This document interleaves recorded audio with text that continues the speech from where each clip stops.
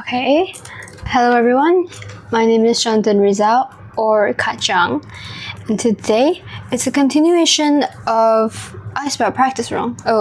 It's a continuation of AdMaths Chapter 3, the system of equations, except now we're going to be solving some problem-solving questions. So the one I'm going to do in particular is all the way on page 87 right here. We're going to do this one, Mr. Chi Hong. So first, let me show you. Okay, yes, you can see the question. So what we're really looking for is here. We'll read it here. Mr. Chi Hong instructed the students of Form 4 Canberra to draw a rectangular mural of length 7x meters here and width y meters on the wall of the canteen. Two different shapes will be drawn on the wall. Okay, just from that information, we know that this entire rectangle is the wall. And this, the colored in stuff, these two shapes are the mural itself.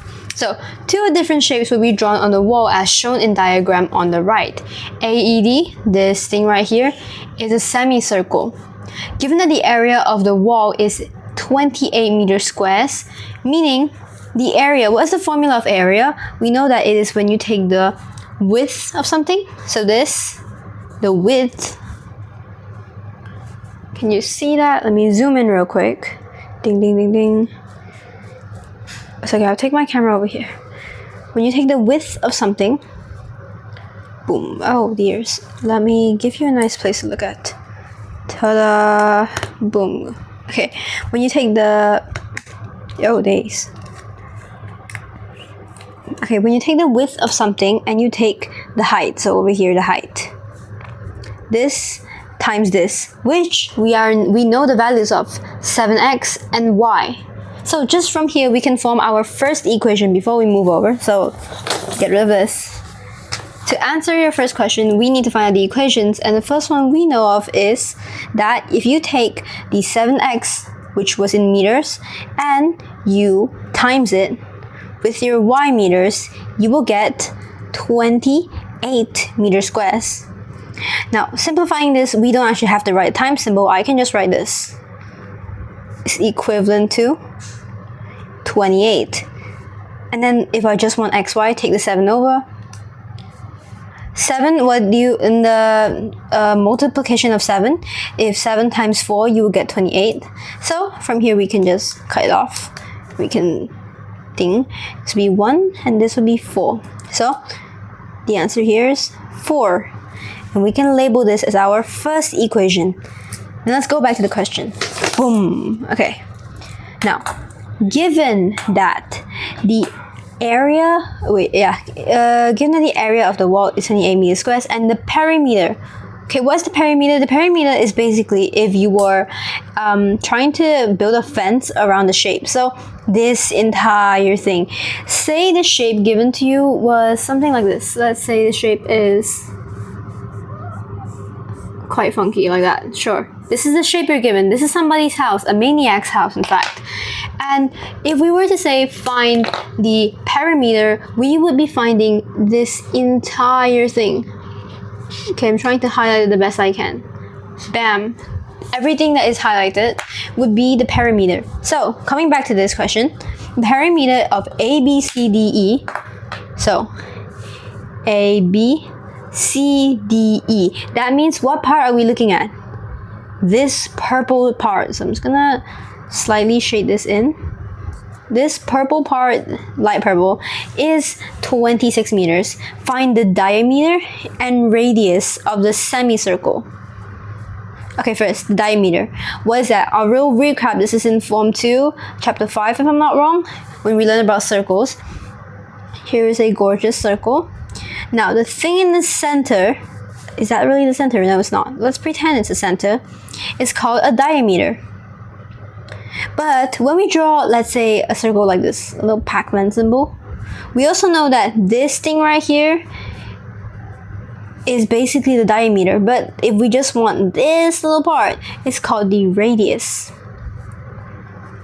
Thus, saying that the radius is equivalent to 2 diameters. So when we try to calculate the diameter, we're looking over for where the circle is cut in half. See? Cut in half, cut in half. And I think it's pretty obvious here, right? The circle is here. It's clearly not a complete circle. If we were to like combine this with this diagram, ta-da, this is the diameter itself. And how much is this? Hey, it's 7xm. We know that. So you can put it here. Then, if we want to find the radius, again, if the diameter is basically 2 radiuses, then 1 radius is the diameter divided by 2. Thus, we can now form our second equation. But before we get into that, we need to know the perimeter of a circle, right? The perimeter of, not of a circle, of this lilac shape. We need to know exactly how much this is. This little area, because we do know that this is y meters, 7 meters, 7x meters, y meters. But what's this little part, this little smiley face? I don't know how much that is. Well, folks, this is a circle, remember? And this entire thing, this like entire thing wrapping around the circle, is what we call the circumference. And there is a formula for this. Unsure if you remember it, but it was 2 pi r. What is r? The radius. Pi could either be the numbers, like decimals, but normally we would use it 22 divided by 7, and 2, which is 2. But remember, we can't just sub this entire formula into your equation. Why? Because we only have half a circle. We only have this green part in. So how do you get half a circle? You take 2 pi r and you times it by 1 over 2. Which, in other words, you take 2 pi r and you divide it by 2. You feel me? Which basically means you're cancelling off this 2. So you only have pi and r left. So let's try and find the perimeter, with this information given, the perimeter, and try and form an equation. So I'm going to remove the book. Now, we know that we first need to use the formula. So 1 over 2 times 2 pi r, which, hold on, 2, we already know it's 2. Pi, we'll use 22 over 7 times the radius. How much is the radius? Well, the diameter was 7x. So 7 divided by 2x. Okay? Now, this is not the only part in the circle. We have this, then we have y, 2 y's, y here, y there, and 1 7x. So we'll put it back here. We will write that there is adding 7x and y plus y will be equivalent to 26 meters. Okay, now obviously you can simplify this entire equation, so let's do that. First of all, we don't even need to include any of this. So you can pull out your trusty calculator and put those values in. So if you take 2 times 22 over 7, then times it by 7 over 2, you should get 22. Then you divide it by 2, you get 11. So you have, what's this, 11x. Then outside here, plus 7x. Then you also have y plus y, which is basically 2y is equivalent to 26. Simplify it again, you get 18x is equivalent, plus 2y is equivalent to 26. And you can simplify this even more. If you can tell already from here that all of these numbers can be divided by 2. Now, personally, when I first saw this question, I couldn't tell that, so that doesn't matter actually.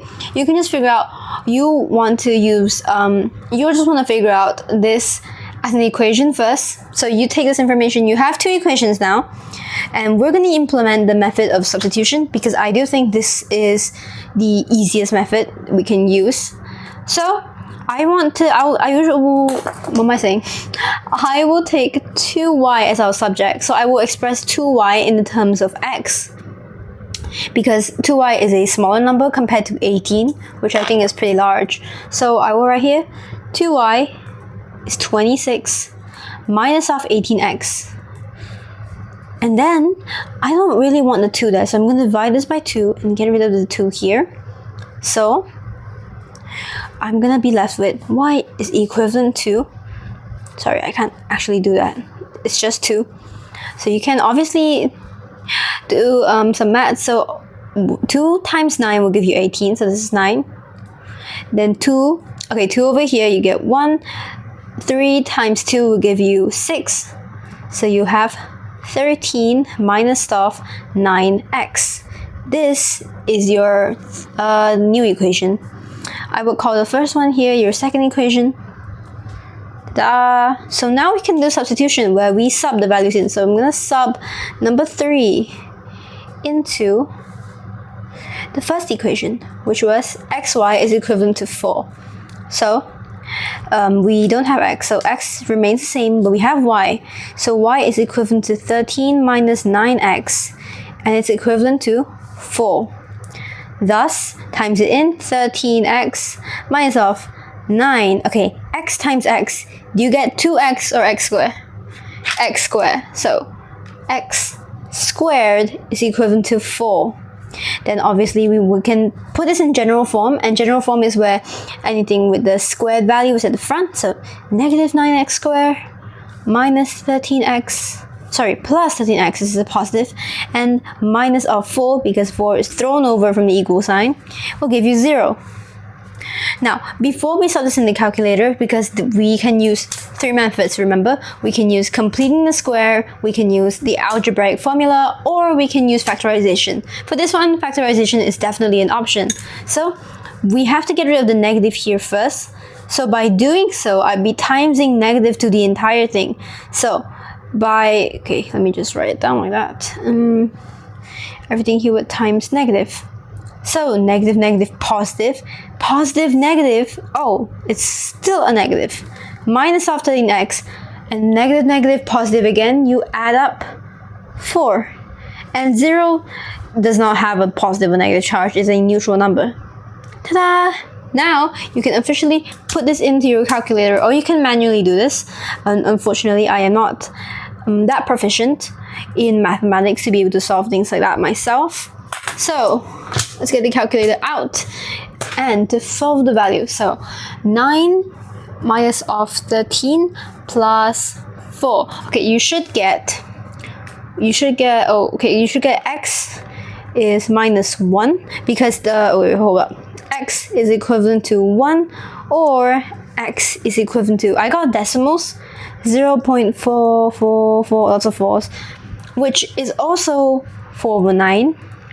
So we will write the fraction instead, because that is definitely a lot easier to look at. So the thing about when you get fractions in factorization, you can't write x minus 4 over 9. Instead, you have to think of it like this. 1, what is underneath the power of 1? So you're putting 1x here minus 1. So say this was 2, you'd have to put the bottom number here, 2x minus 1. Same thing here. This is 9, so you have to write 9x minus of 4. Okay, understood. I'm going to erase this real quick. Ding, ding, ding, ding. Get out of my camera. Now, I can zoom out actually. Okay, now what we're gonna do, I'm gonna put you down, I'm gonna adjust the camera angle. Okay, now what we're gonna do, we have 2 values of x, and that means we have 2 possible answers, right? So let's solve them each one first. We want to find out how much is y. So we didn't know y is this much, so let's sub it in. X equals to y, so that, x equals to 1. So y is equivalent to 13 minus of 9 times the power of 1, which is basically 9, regardless. So you would get the answer 4. Y is equivalent to 4. Meanwhile, over here, I'll put here y is equivalent to still 13 minus 9x, but your x now is, 4 over 9. That's an easier way to look at it. So 4, so this is 4 times 4, no, that's not how you do it. 9, hold up, let me pull my calculator. 9 times 4 over 9 would get me 4. Okay, cool. Would give me 4. And 13 minus of negative 4 actually. So 13 minus of 4, you would get 13 minus of 4, you would get 9. Okay, so y is equivalent to 9. There you go. So you have 2 different values. Now I can put it over on the side. So x equals to 1, then y is equivalent to 4. Or when x is equivalent to 4 over 9, then y is equivalent to 9. Okay, but are we done here? Absolutely not. Look back to your question. Sorry. Look back to the question. over here it clearly states that I want to find the diameter and the radius of the semicircle. So let's get to solving that. Let's get to solving that. First, remember that the diameter is, let's just look at the diameter first. So the diameter is, sorry, you can't see the screen. Okay, diameter is 7x. So if x is 1, then you would get 7 meters. Boom. But you could times it here, 7, 1, so the final answer is 7, make it clear.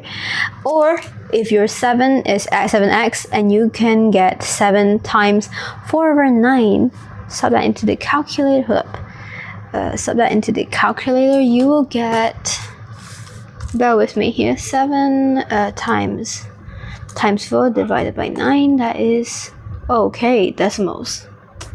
Cool. Okay, that is 28/9. Then, okay, I'm running out of space, so I'm just gonna go to the next page. Then, I'm gonna move the camera up here, okay. Then, when you're trying to solve the rest of the equation, we need to find out the radius.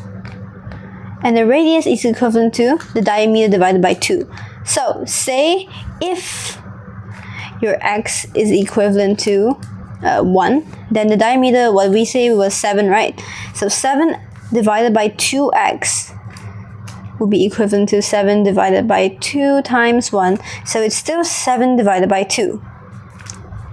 Meanwhile, if x, you could put when x, if you like, when x instead of if x. So when x is equivalent to 4/9, you will get, what was it? The value here was what, 28? Yes, 28/9 has to divide 2. I'm gonna write times 1/2 just to simplify this, and then bam.